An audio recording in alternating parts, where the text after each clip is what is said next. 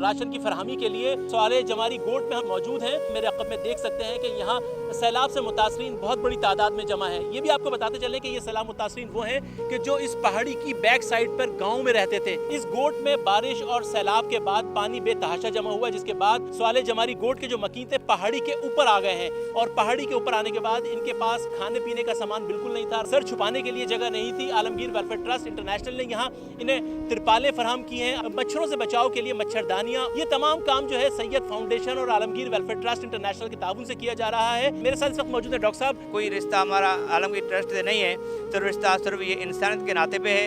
इनकी मेहरबानी है। यहाँ पे हमारे लोगों ने वहाँ पे मैसेज के और फेसबुक पे छोड़ी, उसके बाद इनके नुमाइंदे यहाँ पे आए, बाकायदे हमारा गाँव विजिट किया। उसके बाद अल्लाह पाक की मेहरबानी है, जो मुस्तहकीन है उनको राशन दिया है।